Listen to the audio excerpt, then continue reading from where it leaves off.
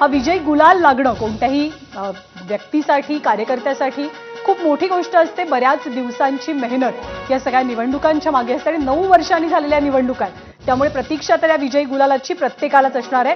भाजप 77 ठिकाणी आघाडीवर आहे, शिवसेना 35, राष्ट्रवादी 26.